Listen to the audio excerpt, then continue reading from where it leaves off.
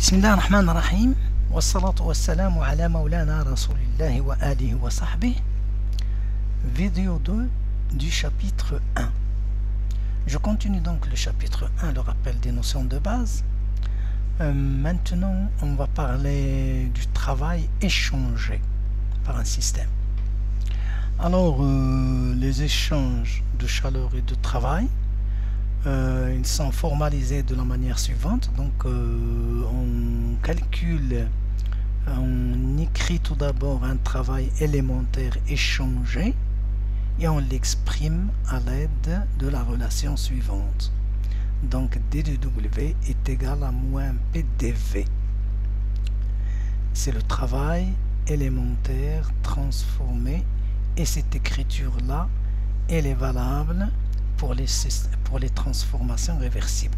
Dans le cas d'une transformation réversible, la pression qui travaille, c'est la pression extérieure. Le système travaille contre la pression extérieure. C'est donc D de W égale moins P extérieur D de V. Alors, dans le cas d'une transformation finie, le travail entre l'état initial et l'état final, si la transformation est réversible, c'est l'intégrale de moins P dV. Dans le cas où la transformation est irréversible, c'est moins pression extérieure, facteur de V final moins V initial. Donc c'est le calcul du travail échangé au cours d'une transformation finie, dont l'état initial et l'état final sont connus. Si c'est réversible, c'est une intégrale, on doit faire une intégration le long du chemin suivi.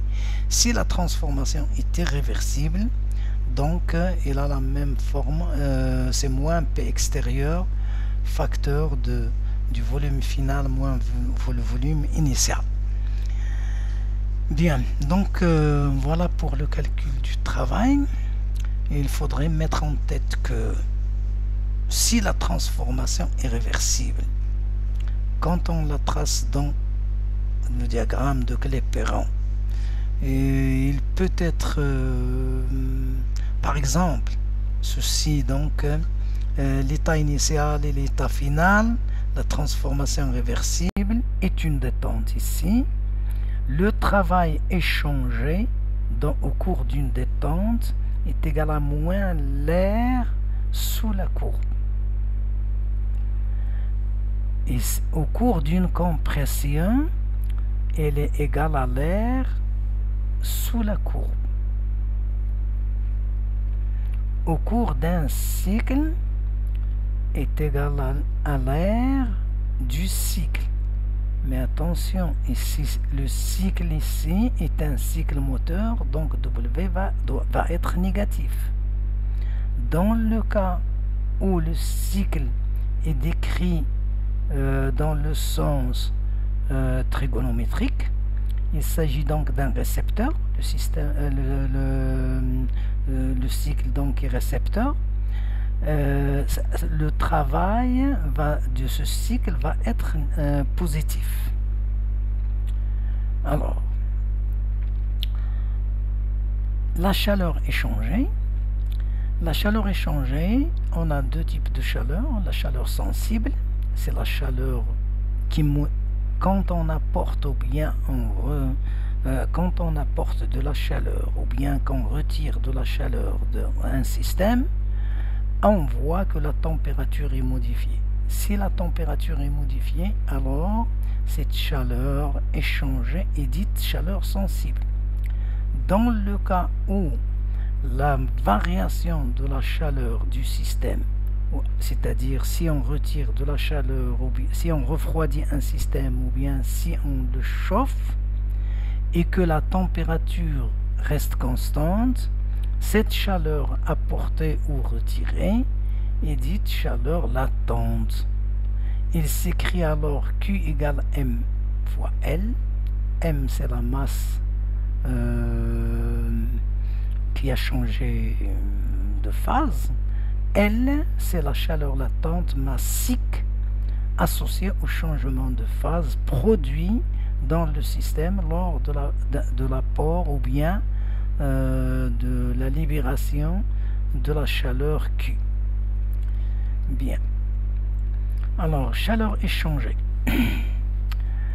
Dans le cas des systèmes gazeux, les variables d'état sont la pression, le volume et la température, et que ces grandeurs, ces variables d'état sont liées par une équation sous cette forme-là que l'on appelle l'équation d'état. La quantité de chaleur échangée par un système dont les variables d'état sont PV et T, c'est-à-dire la pression, le volume et la température, peut s'écrire donc sous la forme suivante. Un échange élémentaire de chaleur s'écrit en fonction de CV et L si je prends les variables T et V. Dans le cas où je prends les variables T et P, je dois utiliser CP et H. Dans le troisième cas où j'ai choisi les variables P et V, je dois utiliser les coefficients lambda et mu. Alors, les 6 coefficients ici, CVL, CPH, lambda mu, ces 6 coefficients sont dits coefficients calorimétriques. D de Q est une chaleur infinitésimale échangée. Bon, au cours de... Généralement, on doit utiliser uniquement cette forme pour D de Q ou celle-ci, c'est-à-dire prendre les variables T et V ou bien T et P. La troisième relation ici n'est pas très importante dans les calculs qui nous intéressent ici. Alors,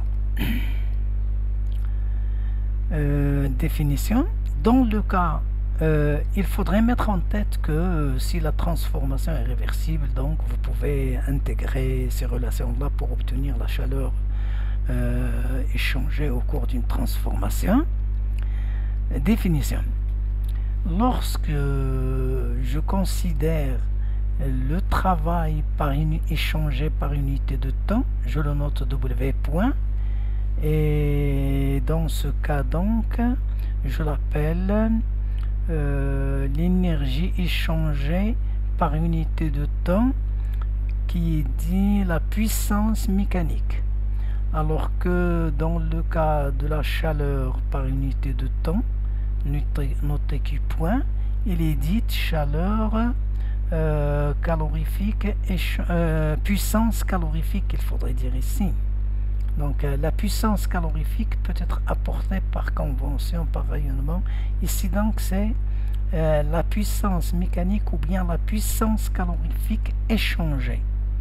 La puissance mécanique c'est W point et la puissance calorifique c'est Q point. Bien. Donc voilà. Le premier principe de la thermodynamique. Le premier principe de la thermodynamique, c'est les 10 principes de la conservation de l'énergie. Donc, il dit que l'énergie d'un système,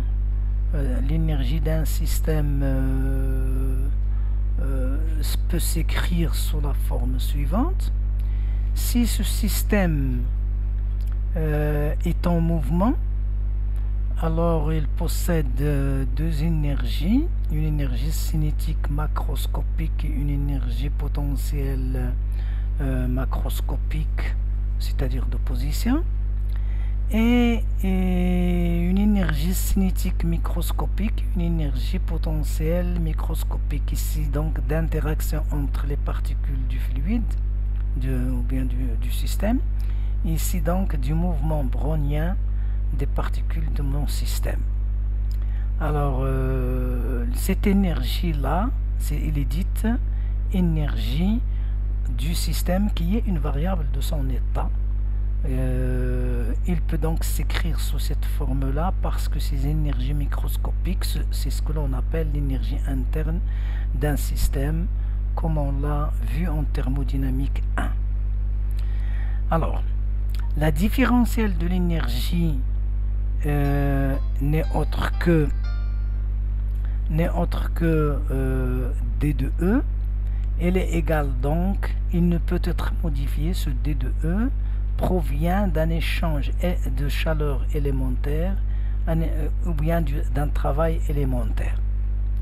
La somme de ces deux variations produit donc la variation de l'énergie de mon système, que l'on peut écrire donc D de E est égal à D de U plus D de EC plus D de EP, c'est-à-dire que l'on peut obtenir cette relation-là de manière très simple.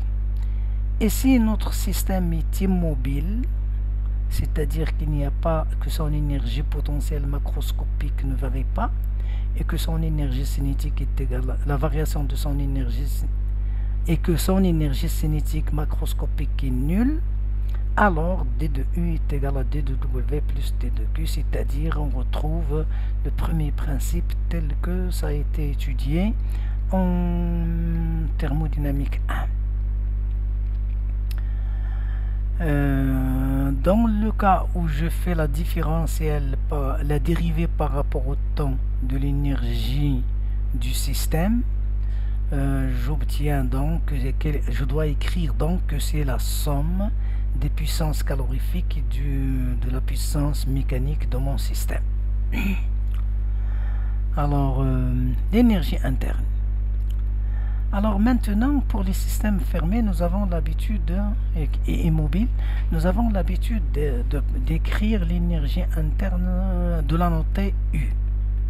Et que c'est une grandeur extensive, c'est-à-dire qui s'ajoute comme l'énergie, et que on peut en déduire l'énergie interne massique U en divisant l'énergie totale E, U, par la masse totale du système, et que cette variable énergie interne massique, elle est intensive.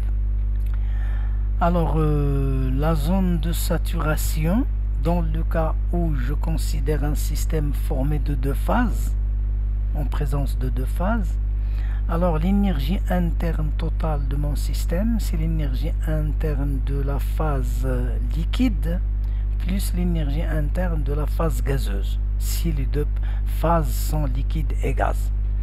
Alors, dans ces conditions-là, je peux utiliser les énergies massiques et j'obtiens donc cette relation. Cette relation-là peut s'écrire sous cette forme en utilisant les énergies massiques, parce que le U ici c'est M fois U, et l'énergie interne de la phase liquide c'est M liquide, c'est la masse du liquide multipliée par l'énergie massique du liquide, et l'énergie massique de la phase gazeuse multipliée par la masse de la phase gazeuse donne l'énergie totale de la phase gazeuse. Et que cette relation-là, quand je la divise par la masse M, j'obtiens donc U est égal à 1 moins X UF plus X UG, dans laquelle X c'est la masse de la phase gazeuse divisée par la masse totale, et les dites titre de la vapeur, titre en vapeur de mon système. Donc en présence de deux phases, on écrit que l'énergie massique de mon système s'exprime en fonction des énergies massiques des deux phases, en utilisant bien sûr la grandeur X qui détermine donc le titre en vapeur de la phase, le titre en vapeur de mon système. Alors pour l'enthalpie, qui est définie donc comme étant l'énergie interne plus PV, et que dans la différentielle s'écrit sous cette forme-là, c'est très simple à le voir et à obtenir. Alors sous cette forme-là, je vois que si la transformation est isobare, alors la variation d'enthalpie est égale à la chaleur échangée. Bien. Pour l'enthalpie, je peux définir aussi l'enthalpie massique. En divisant l'enthalpie de mon système par sa masse, j'obtiens donc cette relation. J'obtiens donc H est égal à U plus P fois volume massique. À l'état liquide, le produit PV est souvent négligeable, donc on aura H est égal à U. Parce que le volume ici, le produit PV est souvent est négligeable. Dans la zone de saturation,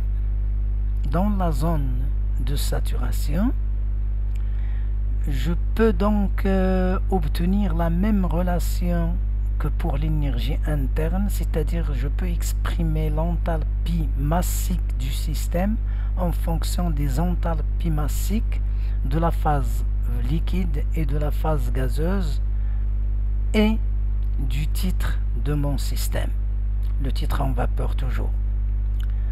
Les chaleurs massiques, bon, je sais que CV c'est D de U sur DT à volume constant, qui n'est autre que D de Q sur DT à volume constant, ça on sait l'obtenir facilement.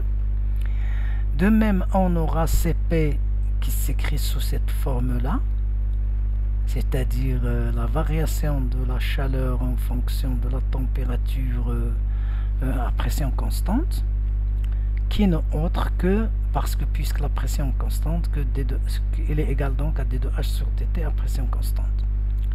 Pour les solides et les liquides, on prend toujours CP approximativement égal à CV, on la note C, et on met l'indice ici pour les liquides et pour les solides.